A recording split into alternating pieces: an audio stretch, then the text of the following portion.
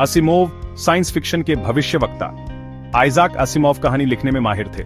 उन्होंने ऐसी science fiction लिखी जो आपको सोचने पर मजबूर कर देती है। उनकी कहानियां भविष्य के बारे में थीं। उन्होंने अद्भुत तकनीकों और इंसानों पर उनके असर के बारे में कल्पना की। असिमोव की रचनाएं आज भी हमें प्रेरित करती हैं। वे हमें आज हम जो चुनाव करते हैं उनके बारे में सोचने पर मजबूर करती हैं, और कैसे ये चुनाव हमारा कल बनाएंगे।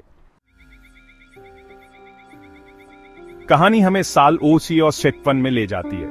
हम मार्जी से मिलते हैं, एक छोटी लड़की जो डिजिटल एजुकेशन की आदी है। उसकी टीचर एक मशीन है, यह पर्सनलाइज्ड लेसन्स देती है।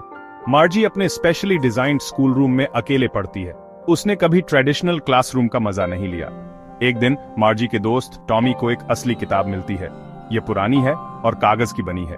वे दोनों इस पुरानी चीज से हैरान हैं। किताब उस समय के बारे में बताती है जब बच्चे स्कूलों में साथ पढ़ते थे। उनके ह्यूमन टीचर्स थे जो उन्हें पढ़ाते थे। मार्जी और टॉमी किताब से मंत्रमुग्ध हैं। वे एक ऐसी दुनिया के बारे में पढ़ रहे हैं जो उनके लिए बिल्कुल नई है।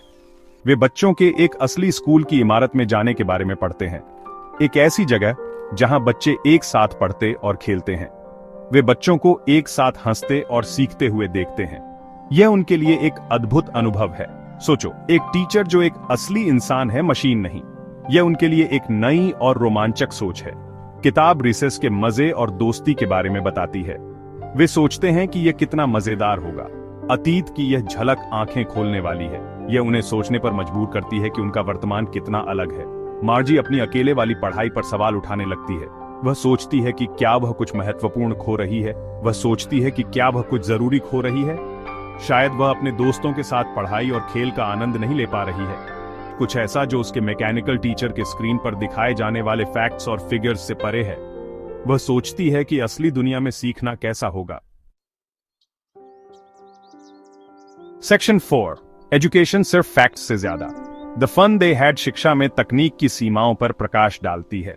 यह कहानी हमें दिखाती है कि कैसे तकनीक ने शिक्षा को बदल दिया है, लेकिन इसके साथ ही कुछ चुनौतियां भी लाई हैं।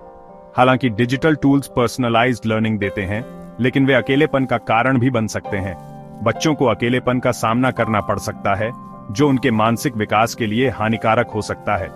कहानी हमें याद दिलाती है कि शिक्षा सिर्फ ज्ञान पाने के बारे में नहीं है। ये बच्चों को एक साथ लाने, उन्हें सहयोग और सामूहिकता सिखाने के बारे में भी है। ये सोशल स्किल्स, एम्पैथी और सीखने के प्यार को विकसित करने के बारे में है।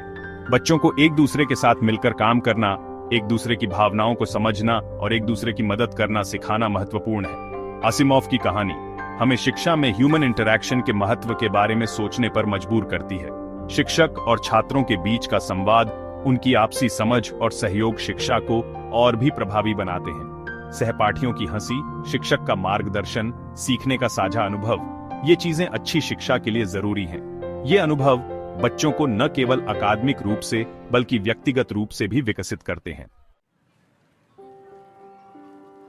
सेक्शन 5, सीख जो हमेशा रहेगी। द फन दे हैड एक ऐसी कहानी है जो हमेशा रेलेवेंट रहेगी। यह कहानी हमें एक ऐसे समय में ले जाती है जब किताबें और कागज की पढ़ाई आम थी और तकनीक का उपयोग सीमित था। यह हमारी बढ़ती डिजिटल दुनिया में भी रेलेवेंट है। आज बच्चे टैबलेट्स और लैपटॉप्स का उपयोग करते हैं, लेकिन कहानी का संदेश अभी भी उतना ही महत्वपूर्ण है। जैसे जैसे हम शिक्षा में नई तकनीकों को अपनाते हैं, हमें ह्यूमन कनेक्शन के महत्व को भी याद रखना चाहिए। शिक्षक और छात्रों के बीच का संबंध और सहपाठियों के साथ बातचीत, यह सब शिक्षा का एक महत्वपूर्ण हिस्सा है। कहानी एक रिमाइंडर के रूप में काम करती है कि असली सीख सिर्फ हमारे दिमाग में नहीं, बल्कि हमारे दिलों में भी होती है।